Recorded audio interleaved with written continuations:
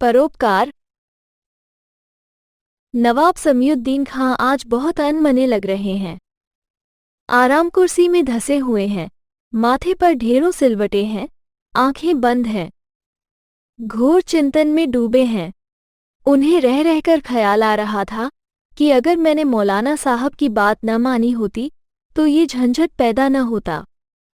बहरहाल अब उन्हें बेसब्री से इंतजार है अपने वकील दोस्त इकराम हुसैन का। नवाब समीउद्दीन खां साहब खानदानी रईस तो थे ही, सफल बिजनेसमैन भी बन चुके थे। कई कारखाने थे उनका घर एक पुराना महल था। खुदा के करम से उन्होंने इसे महफूज रखा था। उनकी हवेली में खानदानी परंपराएं और रीति रिवाज आज भी कायम थे। खुदा ने उन्हें दौलत के साथ नेक और परोपकारी दिल भी दिया था। यही वजह है कि उनकी हवेली पर हर जुमरात गरीबों को खाना खिलाया जाता था। गरीबों की तादाद कई बार 100 को पार कर जाती थी। पिछले साल नवाब साहब की बेगम सख्त बीमार हुई थी। स्थानीय डॉक्टर नाउम्मीद हो चुके थे। दिल्ली ले जाकर इलाज कराने पर बेगम सेहतयाब हो गई। बेगम साहिबा के ठीक होकर वापस घर लौटने पर मौलाना साहब ने नवाब साहब को सदका देने की राय दी। नवाब साहब, आप हर जुमरात को तो गरीबों को खाना खिलाते ही हैं। अब से कुछ दिनों तक रोजाना गरीबों को खाना खिलाना शुरू कर दें। जान का सदका माल है और भूखों को खाना खिलाने से बेहतर कुछ नहीं। नवाब साहब खुशी खुशी तैयार हो गए। अगले 6 महीनों तक रोजाना 20 गरीबों को खाना खिलाने की मन्नत मान ली। कमी तो कोई थी नहीं, न दौलत की न दिल की। लंबी चौड़ी खेती बाड़ी थी। गेहूं, चावल, दालें सब घर के थे। खैरात शुरू हो गई। दाल, चावल, रोटी, एक रसेदार सब्जी और सप्ताह में एक बार गोश्त परोसना तय कर लिया गया। करते करते 15 दिन बीत गए। जब लोगों को पता चला कि नवाब साहब बढ़िया खाना खिला रहे हैं तो खाने वालों की गिनती 20 से बढ़कर 50 हो गई। नवाब साहब खुश थे कि इतना कमाया है, खुदा के नाम पर कुछ लोगों को खाना खिला पा रहा हूं। पर इसका अंजाम ऐसा होगा, उन्होंने कभी कल्पना भी नहीं की थी। 1 महीना हो चुका था। इसी बीच गरीबों में से कुछ लोग नवाब साहब के पास पहुंचे।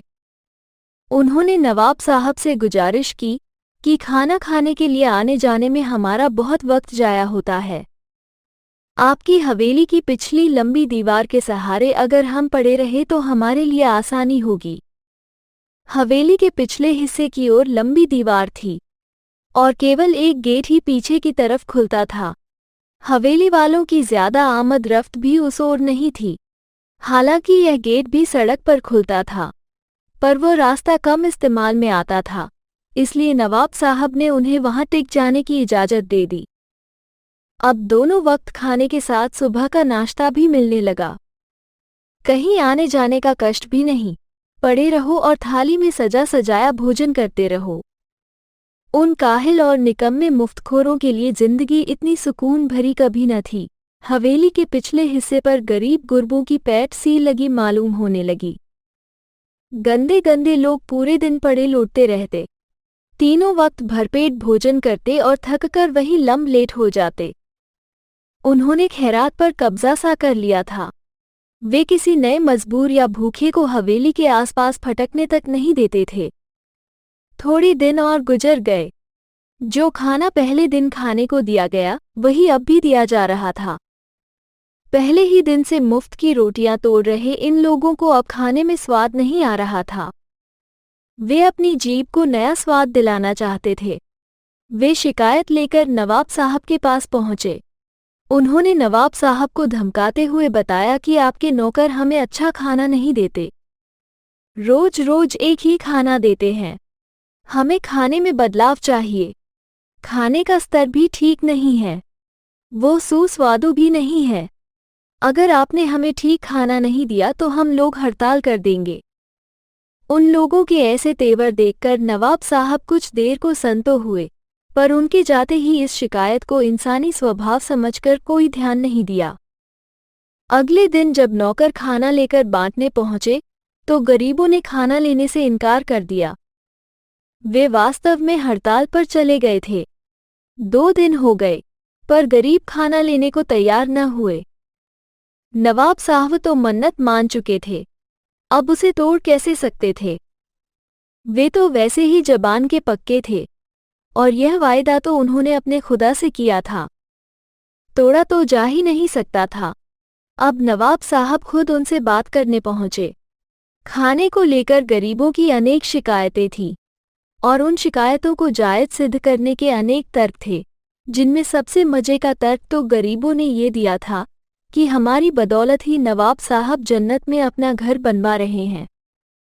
हमारी वजह से ही बेगम साहिबा सेहतयाब हुई और हमारी ही सेहत के साथ लापरवाही बरती जा रही है, हमें भूखा रखा जा रहा है।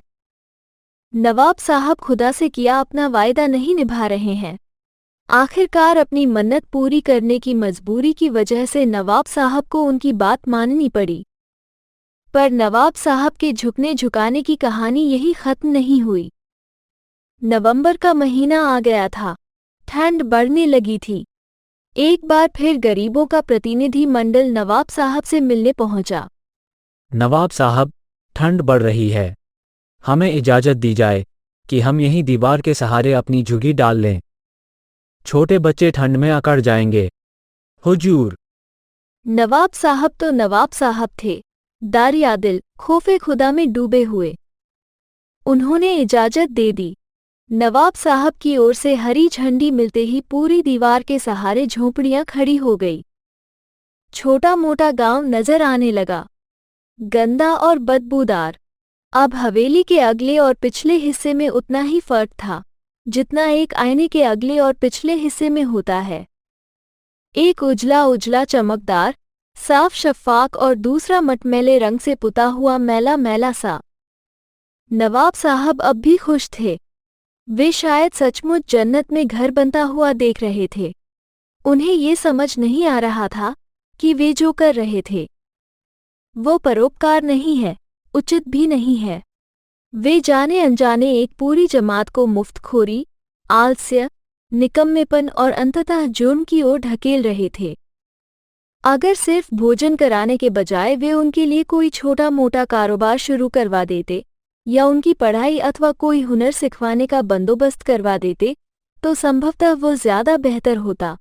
उनके वकील दोस्त इकराम हुसैन ने उन्हें इसकी सलाह भी दी थी, पर उनके नजरिए से परोपकार यही था, 2 वक्त का खाना खिलाना, न कि तमाम उम्र खाना खा पाने का इंतजाम करवा देना।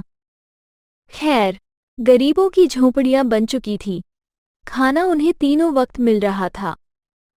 जाड़ों के लिए कंबल और गर्म कपड़े भी दान में मिल चुके थे। अब और क्या चाहिए था? नवाब साहब भी संतुष्ट थे। खुदा का नेक बंदा होने के अभिमान में जी रहे थे। 4 महीने बाद नवाब साहब के पास कोर्ट का सम्मन आ पहुंचा, जिसे पढ़कर उनके पैरों तले की जमीन ही खिसक गई।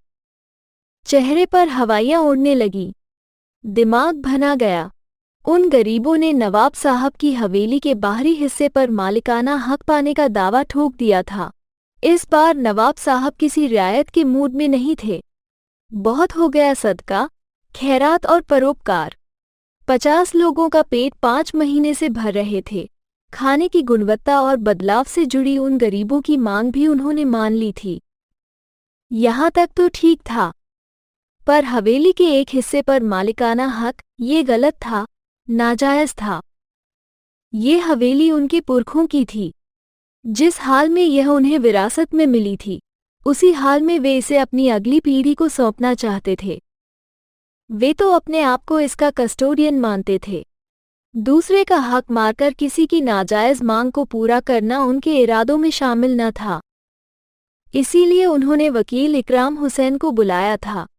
नवाब साहब गहन चिंता से बाहर आए। उनकी त्योरियां चढ़ी हुई थीं। वे हर हाल में यह मुकदमा जीतना चाहते थे, और साथ ही अब परोपकार से भी उन्हें विरक्ति हो गई थी।